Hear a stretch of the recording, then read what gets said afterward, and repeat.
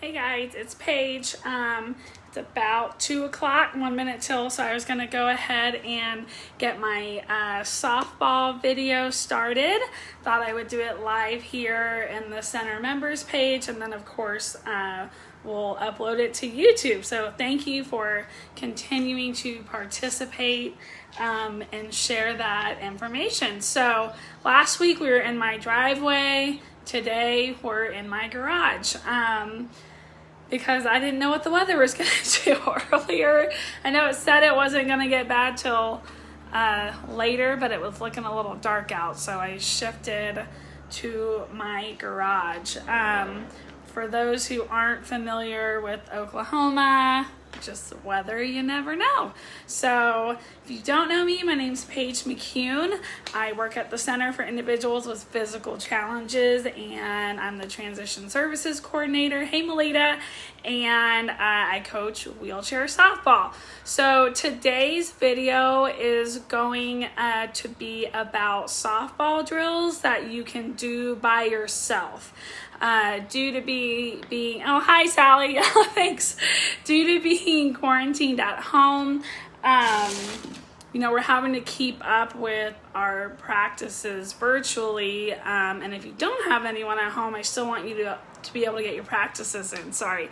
Doing the same thing with my daughter Marley, with her soccer team. So her coach gets them all online, and then we turn in homework. So we thought it'd be a great idea to help you guys keep it up. So anyways, most of this I will do in the chair, since softball specifically is done in the chair. But a few warm-ups for those who aren't in a chair all the time. If you're an amputee or anything like that, then I'll do a couple of things for you that you can do standing as well, just for the sake of balance and coordination and all that good stuff. So hi, Tammy. I do have you guys on my phone right now. I have my laptop open though, so hopefully I will catch everybody that pops on. Okay. So again, softball drills you can do on your own. Grabbed a softball. This is not the typical size that we use for wheelchair softball. My team knows that, but if you aren't aware of that, we use a bigger ball, and literally it probably takes my whole hand to grab it. I will post where you can get that later. They're actually easier to find than you think. Just done online though, so you can't really pick up a larger size in the store, so I'll make sure that I post a link, because it does make a difference. If you're actually playing on our team, you want to get used to that size, so totally worth purchasing your own. So I will use this for practice. Couple of things to think about though, not everyone has a softball at home, so I grabbed a tennis ball as well. Yes, Sally, this is just so everyone's aware, it's supposed to hail later, and it could look like tennis or softball size. So be prepared and weather aware. But tennis ball is good. Also good to think about, because we're going to be throwing this against the wall. You don't want anything that is going to damage the inside or the outside of your house. So I might do a couple of things with the softer ball. And then I have an even more softer ball, and I'm using the bender ball.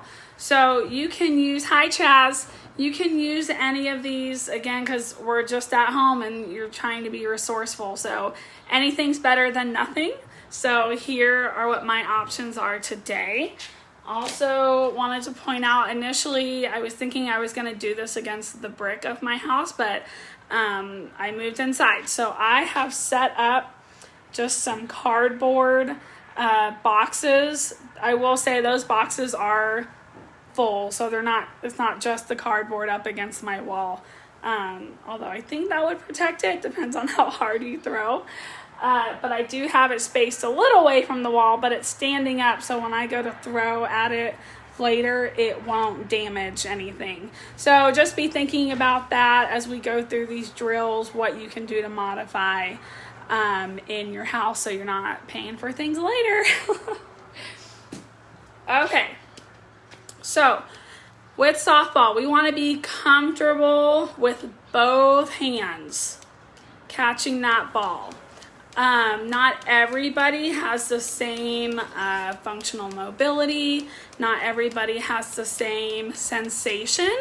So these are things that you need to be self-aware of. Communicate that with your team so that your teammates are aware of how to, one, communicate with you, but maybe throw to you. We might use a different technique, different things like that. So you can just warm up back and forth.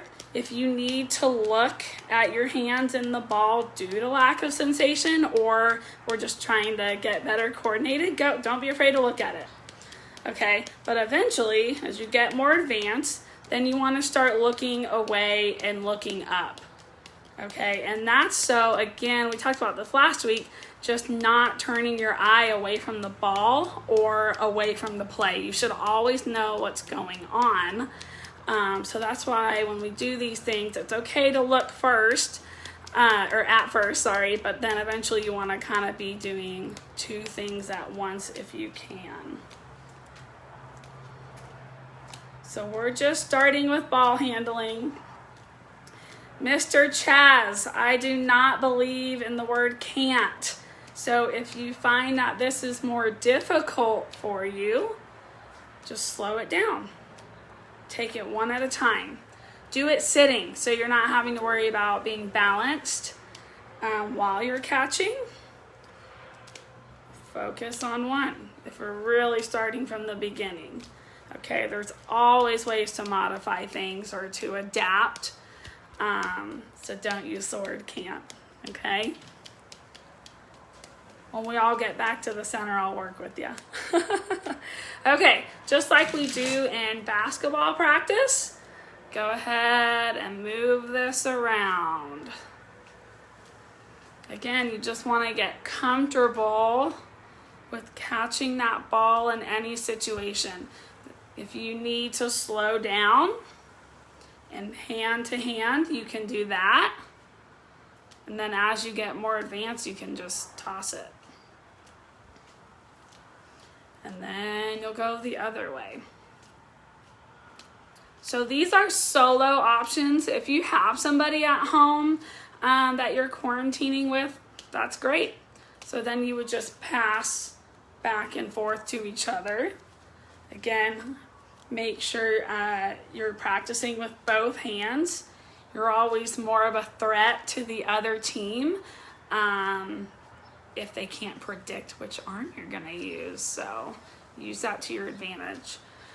Okay, so if you are able to stand, go ahead safely and you can work your way around. Try and keep your back straight, but you can see going around my knees. They do this as a basketball drill as well. So that's what it looks like standing. Again, we play our sport sitting. So I'll sit down. We'll go from there. It's a little bit more difficult this way. You gotta think, some have lower back, some has higher back, so that could affect you. If you aren't able to do this, then you might not be as flexible, and it would be important to start stretching a little bit more.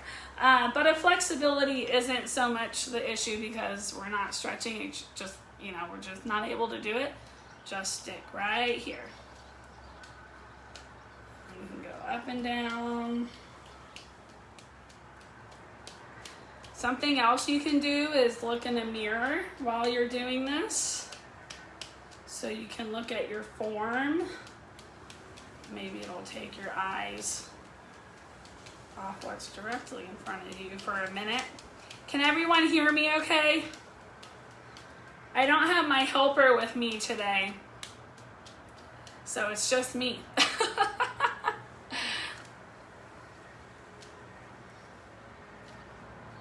There we go. Again, this is for softball, but thanks, Kelly. As a therapist, I have to say that this can be good for anybody. Fine motor skills, working on reaction times, attention to task, staying focused, good core workout. So this can be just as much therapy as it is softball practice. Okay, I'm just gonna make sure I'm not, thanks for responding guys, I appreciate it. Okay, spend about 5 minutes doing that, and then you can move on, all right? Obviously, the more you practice, the better you'll get though, right? So it'll only be beneficial for you, but we don't have to drive ourselves into the ground because of it either. All right, so now we're gonna do wall ball, okay? So that's what the boards are for. You're gonna kind of look at the back of me for a minute. There are tons of different ways that you can do this, okay? I'm gonna throw it some up top, some right in front. We'll throw some grounders. You wanna throw it hard enough that it bounces back off, okay? Because the point of this particular drill is to receive, all right? So wherever I throw it, I just wanna make sure I'm reacting in time that I'm catching it, okay? If it bounces once, so be it. Set yourself some goals. I'm gonna catch so many without it bouncing if they're higher. And then if they're grounders, then obviously don't worry about it. If it bounces once, try not to let it bounce more than that, okay? So, again, 5-10 minutes of this. You could probably push to 10, just if you're working on different heights. So, okay, you're gonna kind of see my back for a minute. All right. So things to think about. When you're receiving a ball, you probably aren't gonna just be sitting still, okay? Unless you're a baseman and you're waiting for it on base. But we wanna get to that ball as fast as possible, right? So as soon as I throw it, I wanna be ready for that catch, but I wanna roll to it. You wanna be prepared for leaning down to the side. So there's your core workout. If I catch it over here. So this is also a good partner workout. Again, if you have somebody at home, have them throw right to you, down at your feet, off to the right, to the left, so you can kind of catch all those different fly balls. You don't know where it's going. If you're really starting out basic, to warm yourself up again, maybe don't worry about the ball just yet. And you can kind of come down here, do 10 on each side, do some forward. I know my team has a hard time for a variety of reasons, but that ball can kind of get caught in our feet. So want to work on leaning over and catching that ball before it gets caught under our chair. So good core workout. Throw to the side and that. So that's if you have someone at home, but if not, this is what you do. I hope I set this up so you can see it.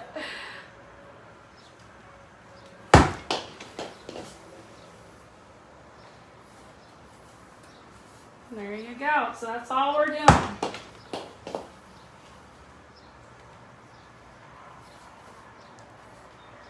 So I'm going to throw a grounder.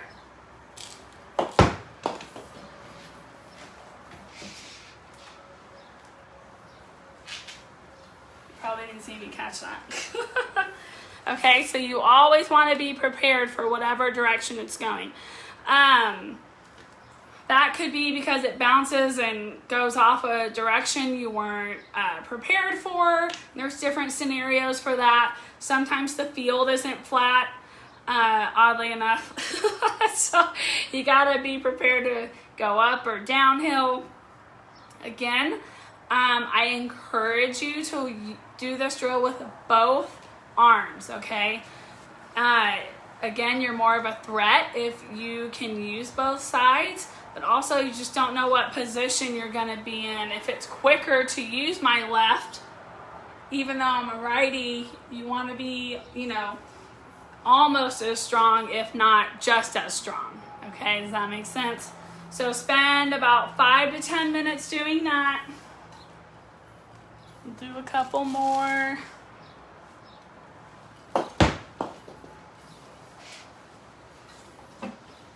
Just keep moving.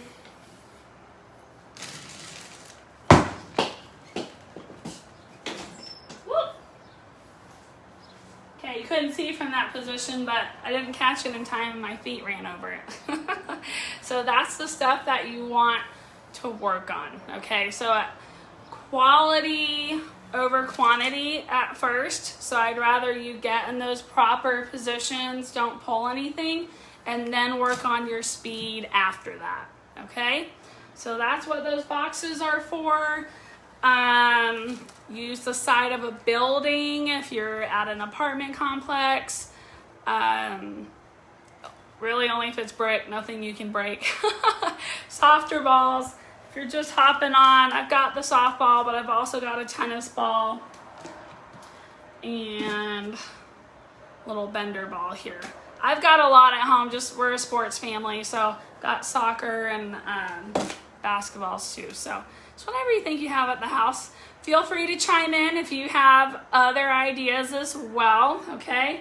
All right, so make sure on that wall ball you're going up and down in different ranges, okay?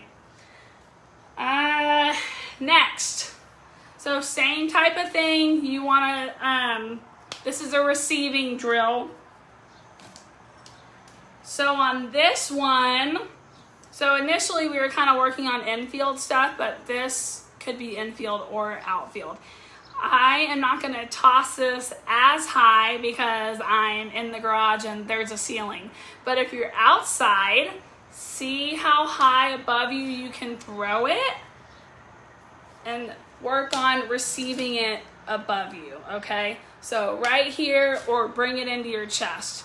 If you bring it into your chest, you know it's not going anywhere, right? If you catch it above, you got to make sure your hands are in the right position, all right? So that doesn't go through. For wheelchair softball, we really only have gloves for the catcher, the pitcher, and first baseman, okay? If you are in those three positions, now's the perfect time to be wearing that glove. If you're not familiar with the sport, you know in able-bodied baseball, softball, everyone's got a glove, right? Well, in wheelchair softball, it's a little bit hard because we've got to figure out how to control this chair and use that glove at the same time. So if you're a catcher, pitcher, first baseman, or want to be, now would be the time to pull that glove out and work on it. You ideally would want a 15-inch glove. So it's really long. The point of that is so when I go up or out to catch it, that glove is an extension of my hand, right? Since I can't stand up or jump up to get it, I really want that glove to be my extra length, okay, in case you have to go for anything crazy. Kind of got off topic on that, sorry. Okay, back to what the drill is. So I lost my softball, so now I'm using the tennis ball. I'll back up. Some of this is important because if you're outside playing in the sun, we know that sun gets in our eyes, or maybe we're fearful of those high balls coming in. We got to get better at that and learn to adjust to those situations. So you're just going to toss it and catch. So just simple, but it might not be a simple task for everybody, okay? So over here. So initially, you can stay in your position, and then as you advance, feel free to challenge yourself and throw it high, but also a little bit out in front of you so that you've got to chase it down to catch it. Does that make sense? So I'm going to try and go a little bit hard, but I've got all this stuff in front of me. Okay. So I'm gonna throw it high and at least get one roll in if you can, okay? So that's way, way advanced. Obviously, the higher you throw it up, you'll have more time to push. I don't really have that space in here. But something to think about. Other things that my outfielders like to do, of course, this is when we have partners, but things to think about are to prepare for those balls that maybe do go by you, okay? So if you have a partner, have them throw it slightly behind and just be ready to turn and go and grab. Or you can throw it a little bit harder to that wall if you've got a really good surface. And if it does bounce behind you, then that's when you'll work on your turning and your speed. Any questions? I'm gonna make sure. Grab all this. We doing okay? All right.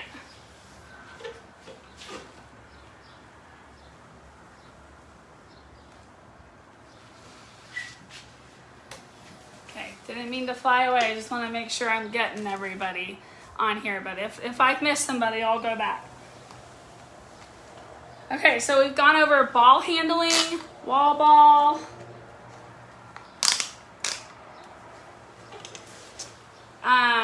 Either up or on the ground, in the air. So now we're gonna do what's called a momentum drill. And the point of that is kind of what we've been talking about, is not losing our energy, speed, momentum, going forward and getting to that ball, okay? So,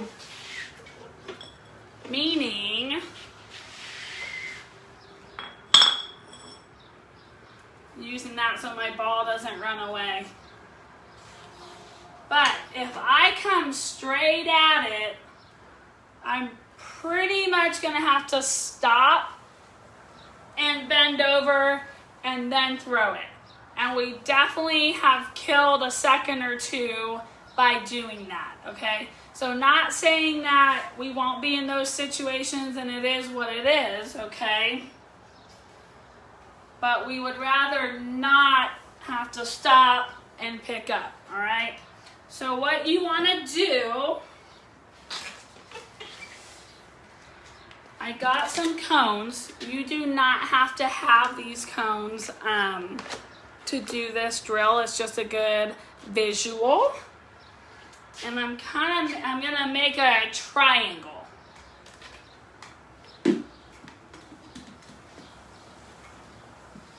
And the point is just that I'm not going straight at it, that I'm kind of making a C either way so that I'm still rolling and can grab that ball at the same time and turn and go. Does that make sense? I'll show you what that means, but it's just so that we don't lose the momentum, okay? All right, let's see if I'm any good at this.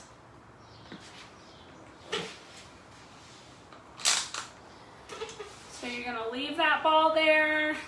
All right, hang on one second, I gotta move this.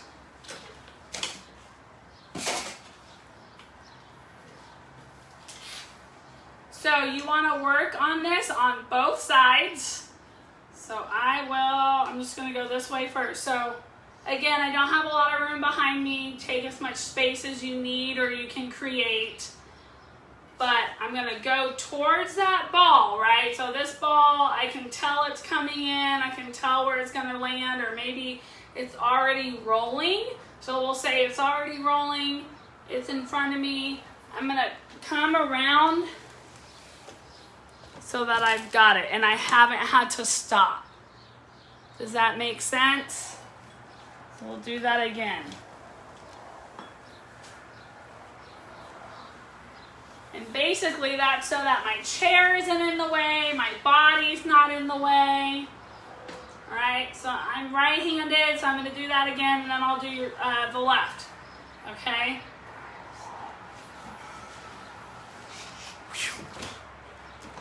Did I scare you? Did you think I was gonna throw that right at you?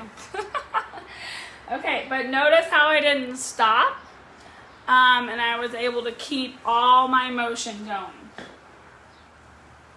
There's a lot more to that. Obviously we teach wherever you're intending to throw it, you want to be facing. There's other steps, but that would be the first to start with. All right, so let me try on the other side.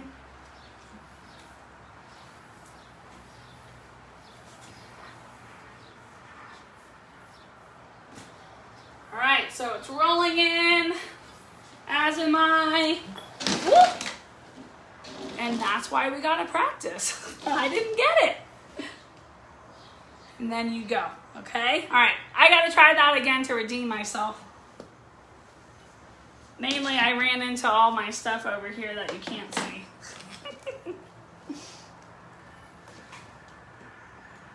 So, probably move that over there. Do you guys love the live videos more because you really see all of it? We don't cut out any bloopers in here.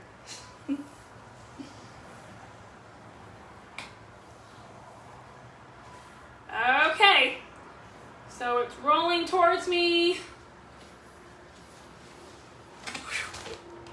So I never had to stop, right? So that's what that momentum drill is. So again, if you can create more speed coming towards the ball, please do so.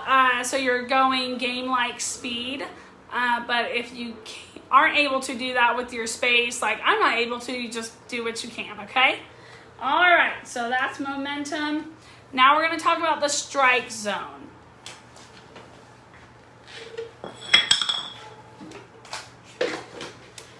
This is typically set up as a pitcher's drill, but I also set it up so that if you're, trying to throw it into base to get someone out, that you're working on accuracy, okay? The more accurate we can be to throwing it directly to our teammates, the more accurate they can be in their movements going forward. Whether that's them getting to base if they had to roll off a little bit, or if they're having to receive it more quickly to tag someone out. We want to be as efficient and accurate with our pass as we can. So on this box,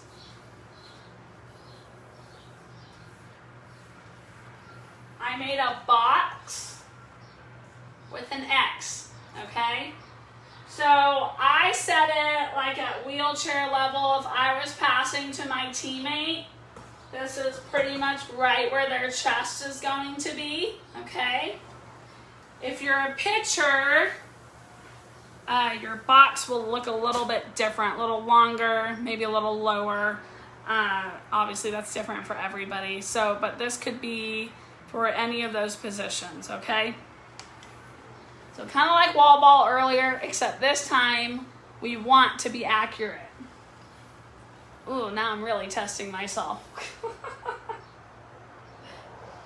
Okay, so initially you can work on this in just a static position, meaning you're not moving, just working on accuracy of your throw and hitting in that box or your teammate's chest and glove, right? Then, as you want to become more advanced, ooh, sorry, told you it's getting a little windy out there. As you get more advanced, then you're probably going to want to be moving and throwing. So pitchers don't have to worry about that as much. But say you're trying to get it to base, again, if you're an outfielder, right? So we're going in, you're probably moving. So then you would want to work on your throw on the move as well, okay? All right, so just static. Nailed it. I hope you saw that. Okay, so another 5 to 10 minutes on that, whatever you're comfortable with, whatever your body's going to allow you. Again, this is all on balance. We don't want to overwork muscles and cause injuries, but we also want to push ourselves because in a game, you're feeling the heat, right? So we got to be used to that, being used to being hot and being outside, but having to make those moves nice and fast as well. So I will post everything on here if you have any questions, but it's the ball handling, wall ball, up to your chest. You can make it harder the closer you are to the wall, or back up a little bit and give yourself some room. Grounders, balls up in the air. Then you're gonna do momentum. So the ball is just static in front of you and you're making that C to either side and go. And then you've got your strike box, okay? So that is softball solo for today. Thanks for joining us. If you have any questions, please post below. I will be on here for a minute and kind of check in on things. Please share this with your friends if you feel like it was beneficial. And if you have any input, leave a comment. Really appreciate you guys. We miss you. The center has still not given a date for opening back up yet, and that is for our safety, your safety. We just want this to, be as beneficial for everybody as possible coming back, and as safe as possible. But we're gonna make it happen, guys, okay? All right, thanks, Bert. Okay, guys, we'll see you later. Stay well, stay centered. Until next time.